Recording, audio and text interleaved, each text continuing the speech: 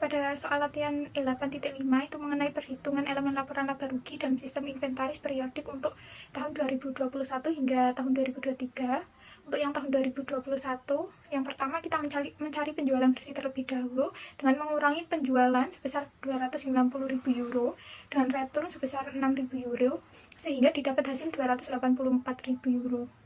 Nah, selanjutnya untuk mencari angka pembelian, kita membedah rumus HPP secara terbalik hingga ditemukan angka 247.000 euro.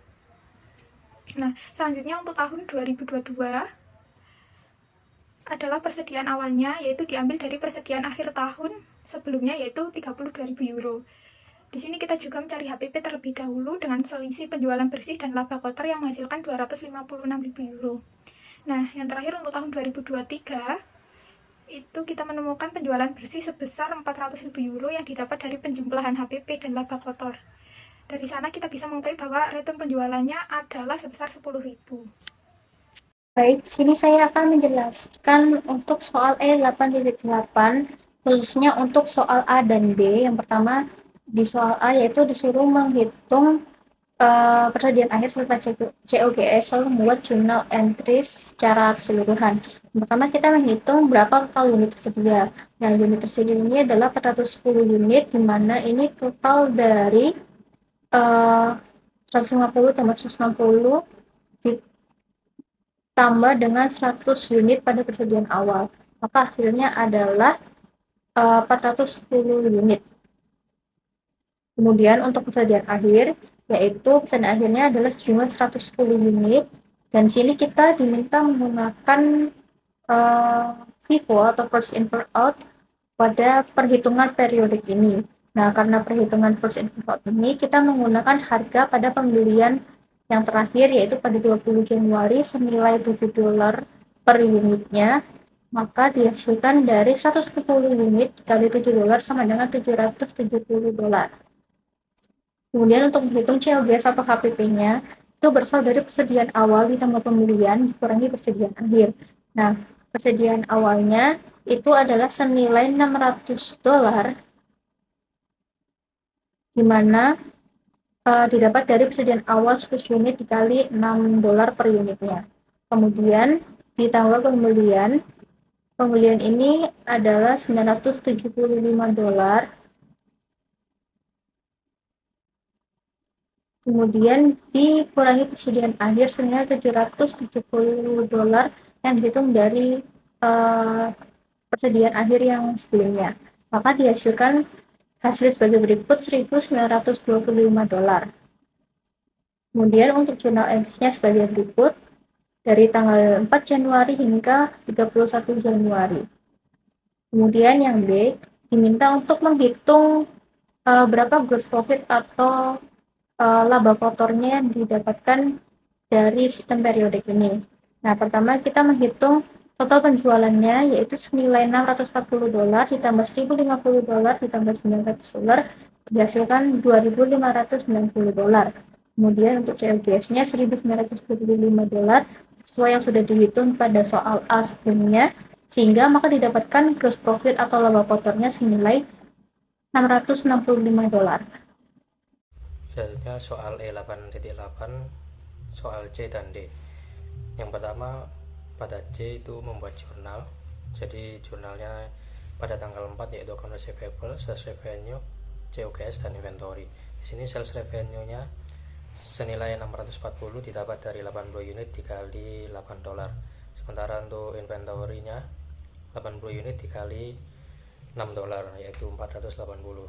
Pada tanggal 11 Januari inventory terdapat akun inventory dan akun payable. Akun payable-nya senilai 150 unit dikalikan $6,5 yaitu 975. Pada tanggal 13 Januari akun receivable terdapat akun receivable, sales revenue, COGS dan inventory. Di sini sales revenue-nya yaitu 120 unit dikalikan $8,75 sebesar $1.050. Sementara untuk inventory-nya didapat dari 20 unit dikalikan $6 ditambah dengan 100 unit dikali $6,5 jadinya $770. Sementara pada tanggal 20 terdapat akun inventory dan akun payable. Akun payable-nya ditambah dari 160 unit dikalikan $7 senilai 1120. Sedangkan pada tanggal 27 terdapat akun receivable, sales revenue, COGS, dan inventory. Di sini sales revenue-nya senilai 100 unit dikalikan $9 yaitu 900. Sementara inventory-nya 50 unit dikalikan $6,5 ditambah dengan 50 unit dikalikan $7. Jadi sebesar 675. Nah, untuk yang D, gross profit per batual. Di sini untuk mencari gross profit yaitu sales revenue dikurangi COGS. Total sales revenue-nya yaitu sebesar 640 ditambah 1050 ditambah $900 sama dengan $2.590. Sementara untuk COGS-nya 480 ditambah 770 ditambah $675 yaitu $1.925. Maka gross profit-nya yaitu 2.590 dikurangi 1.925 sama dengan 665. Untuk soal E8.9 pada bagian A menggunakan periodic inventory system, yaitu yang pertama FIFO, first in and first out. Dari 29 April terdapat purchase sebesar 500 unit dikali 6,79 sama menghasilkan 3.395. Lalu dari 21 April terdapat purchase sebesar 300 unit dikali 6,60 yang menghasilkan 1.980. Lalu ending inventory-nya sebesar 5.375. Selanjutnya average cost, yaitu menghitung total cost dari April tanggal 1 sampai 29 April. Jadi totalnya sebesar 33.655. Untuk weight average unit cost-nya jadi 33.655 ditambah 5.300 unit sama dengan menghasilkan 6.350. Lalu untuk ending inventory sebesar 800 unit dikali 6.350 dan hasil akhirnya 5.080.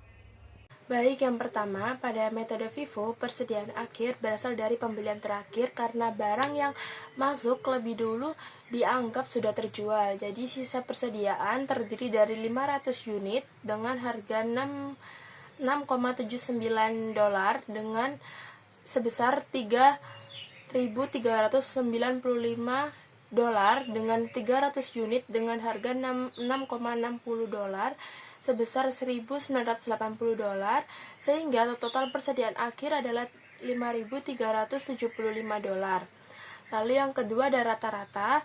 Jadi pada metode rata-rata harga persediaan dihitung menggunakan rata-rata per unit. Jadi nilai ini diperoleh dari total biaya dibagi total unit yang tersedia, sehingga menghasilkan nilai persediaan akhir yang berbeda yaitu sebesar $5.334.